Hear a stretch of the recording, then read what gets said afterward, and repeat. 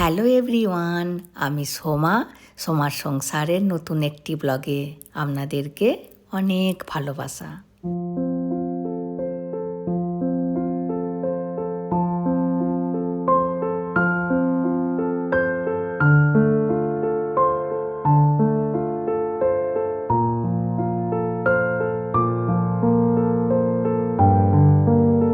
এখন সকাল 7:30টার মতো বাজে, আর ইন্ডিয়ার টাইমটি দেখলাম ভোর 6টা।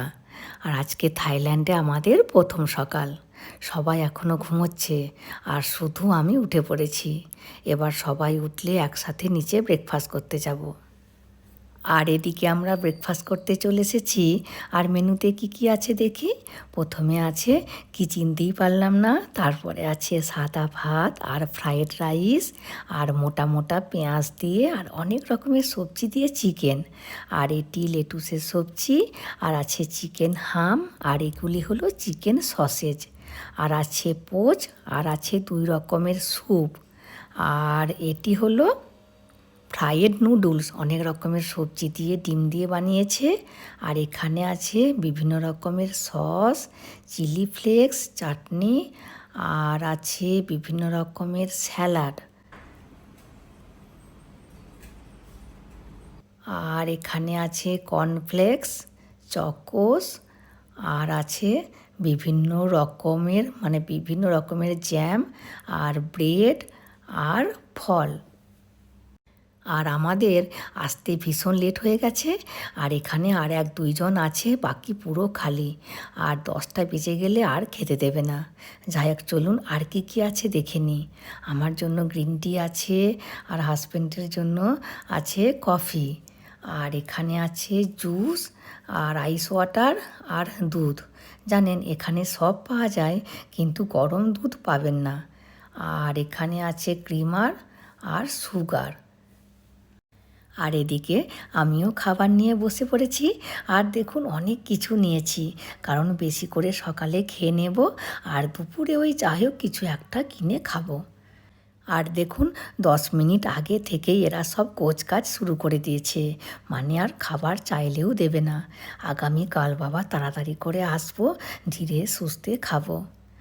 আর আজকে কেউ ঘুম থেকে উঠতেই চাইছিল না, ওই জন্যই দেরি হয়ে গেল। আমরা খাওয়া দাওয়া করে চলে এসেছি, আর এখন রেডি হচ্ছি, কারণ এক্ষুনি বেরোবো। আর ইনি এখন এসেছেন ঘর পরিষ্কার করতে। এনার কাজ হয়ে গেলেই আমরা বেরিয়ে পড়ব। আর এখানে আমি মেয়ের চুল বাঁধতে বসেছি। আর মেয়ের চুল বাঁধাটা আমার কাছে সবচেয়ে বড় একটি কাজ।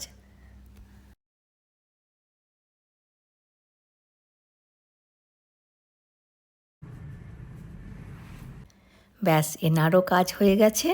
আর দেখুন, 3টে জলের বোতল দিয়েছে, প্রতিদিন 3টে করে জলের বোতল দেবে। আর এখানে যা জলের দাম, আর এখানে যেথায় যাব সাথে করে জল নিয়ে যেতে হবে, কোথাও জল পাওয়া যাবে না, সেই বেশি দাম দিয়ে কিনতে হবে।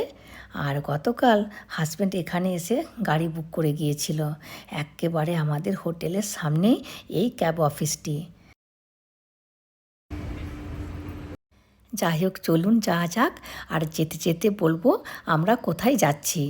আজকে আমরা থাইল্যান্ডের পাটায়া শহর পেরিয়ে গ্রামের ভেতর দিয়ে পাহাড়ের ওপরে একটি খোলা জঙ্গল আছে, যেখানে সব রকমের জন্তু জানোয়ার আছে, ওপেন তারা ঘোরাঘুরি করছে। তো আমরা ওই ওপেন জুটাতেই যাচ্ছি। আর এই যে দেখুন, চলে এসেছি থাইল্যান্ডের গ্রামে। আর দেখুন, মনেই হচ্ছে না যে এটি থাইল্যান্ডের গ্রাম, মনে হচ্ছে আমরা ভারতেই আছি। আর এখানে প্রচণ্ড রোদ গরম। আর আমরা প্রায় 100 কিলোমিটারের মতো চলে এসেছি, আর এখন মিনিট 10 মতো লাগবে। আর দেখুন নারকেল বাগান, আর নিচে তলা বিছিয়ে নারকেল পড়ে আছে।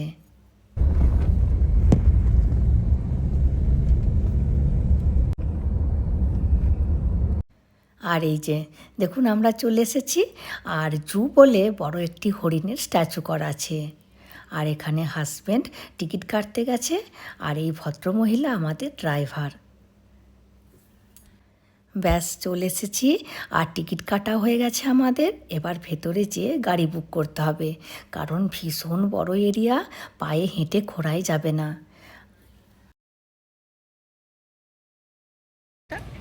তুই বল, আমি শুনবো। আমি একটা কনভিনিয়েন্স স্টোর দিতে চাই।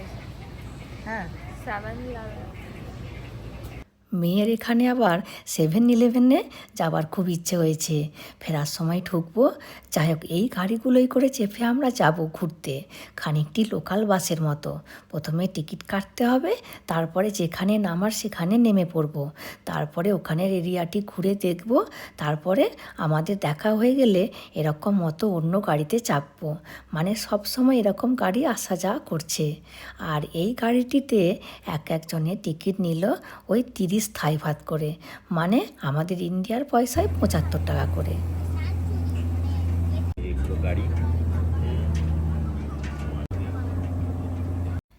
আর আমরা এখন একটিবার নামলাম, কারণ এখানে অনেক পেঙ্গুইন আছে। দেখুন কত পেঙ্গুইন। আর প্রথমবার আমরা পেঙ্গুইন দেখছি।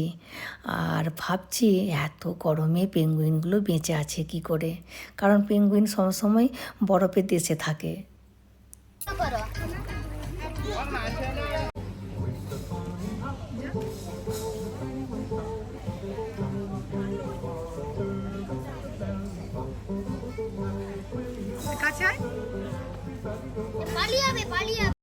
আবার গাড়ি করে চেপে অন্য একটি জায়গায় এলাম।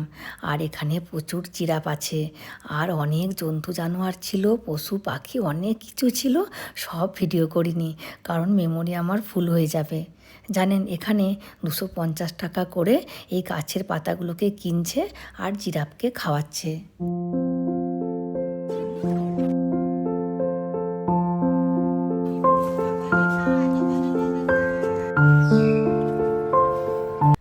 আর আমরা আরও একটি জায়গায় চলে এসেছি। আর এই জায়গাটি পুরো একটি পাহাড়কে ঘিরে চারিদিকে গাছপালা দিয়ে ডেকোরেশন করেছে, মানে খুব সুন্দর এই জায়গাটি। আর এখানে চারিদিকে চড়ছে ময়ূর, অনেক রকমের পাখি, আর আমাদের দেখে ভয়ও পাচ্ছে না। আর এই যে দেখুন কত পেঁপে ধরেছে, দেখছি এই পেঁপেগুলোকে পাখিদেরকে কেটে কেটে খাওয়াচ্ছে।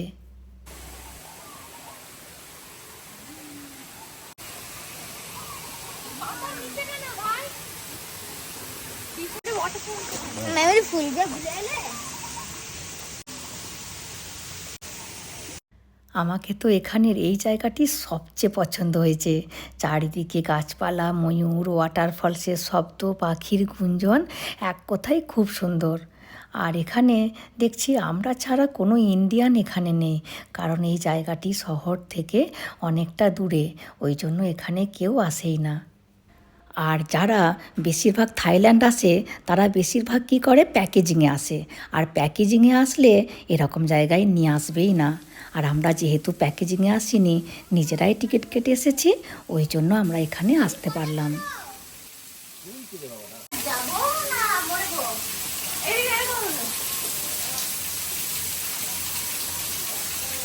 দেখুন এখানে একটি পাখি কেমন বাসা বেঁধেছে। অনেক দিন বাদে এরকম পাখির বাসা দেখলাম। যাই হোক, চলুন এবার নিচে নামি। পাহাড়ের উপরে অনেকটা চলে এসেছি।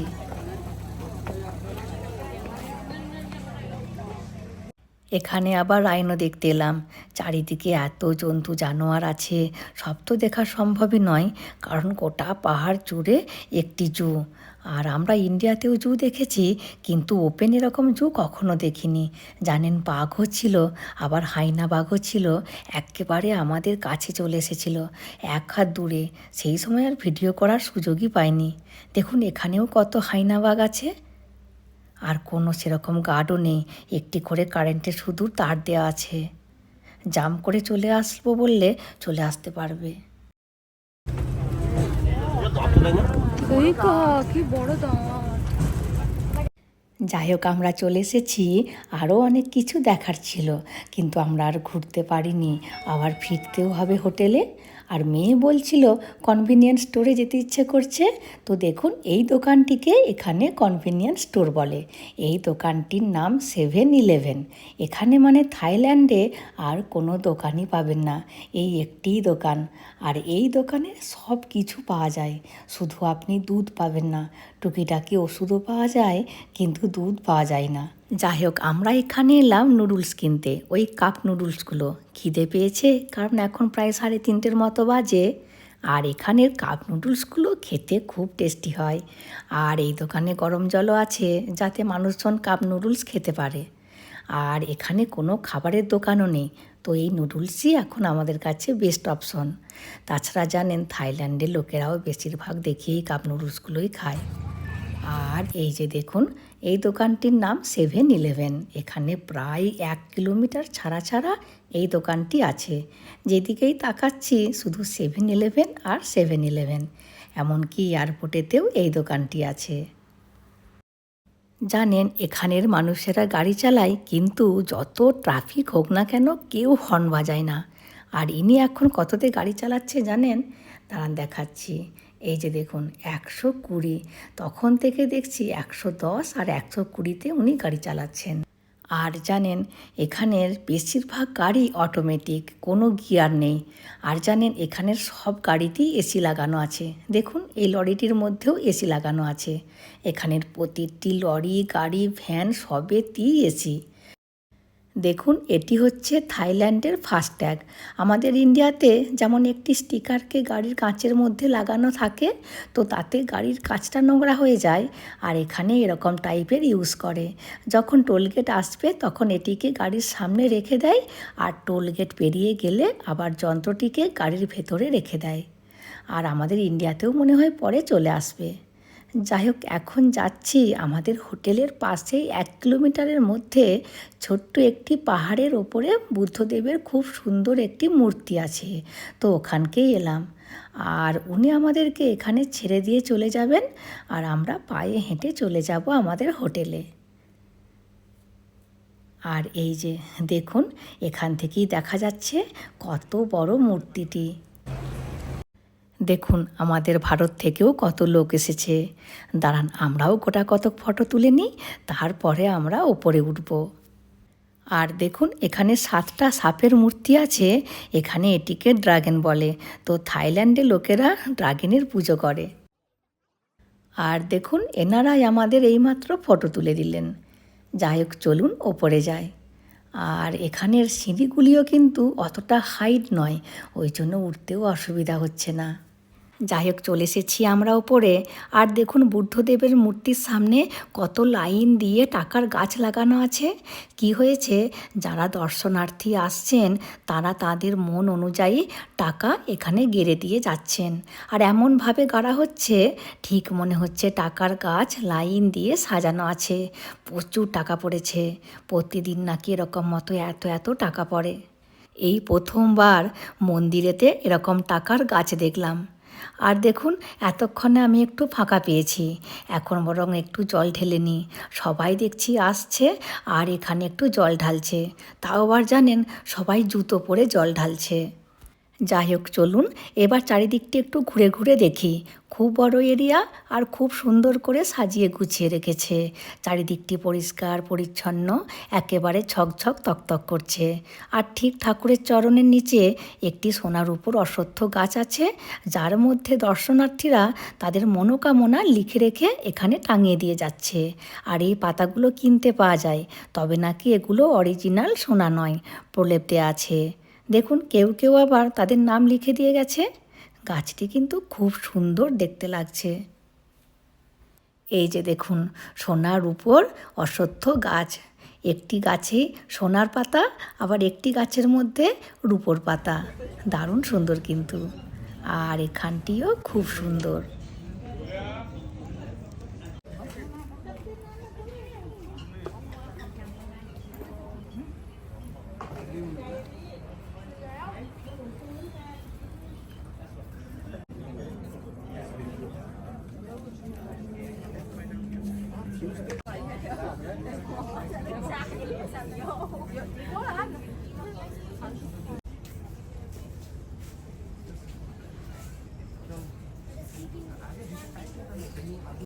আর এখানটি এমনভাবে ডিজাইন করা আছে যে কয়েনগুলিকে দাঁড় করিয়ে রাখা যাবে, ওই জন্য সবাই আসছে আর যে যার কয়েন তারা দাঁড় করিয়ে রাখার চেষ্টা করছে।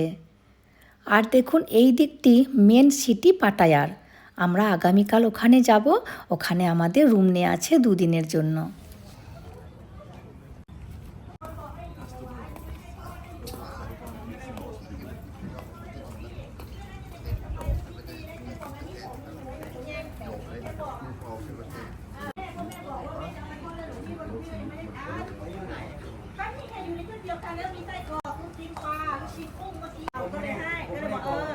ว่าลูกชิ้นปลาหรอกผมไม่เก็บไว้3 ถุงเลยครับ সন্ধে প্রায় হয়ে এসেছে, এবার আমরা রুমে ফিরব। আর মেয়ে এখন জল ঢালছে। এই বুদ্ধদেবের মূর্তিটি পাথরের, এখানে আসলে নাকি এই মূর্তিতে জল ঢালতে হয়।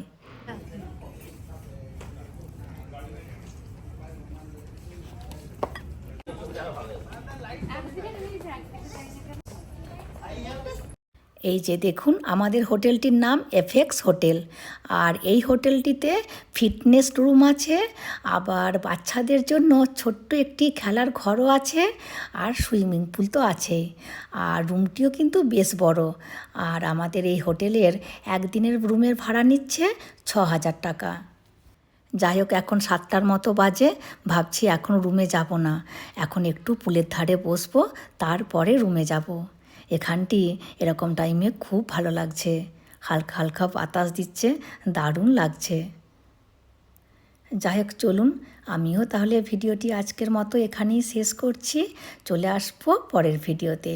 হাসি খুশি থাকবেন, সবাইকে হাসি খুশি রাখবেন। আর যদি ভিডিওটি ভালো লাগে please like, comment and share করে দেবেন, আর অতি অবশ্যই সাবস্ক্রাইব করে দেবেন। Thank you.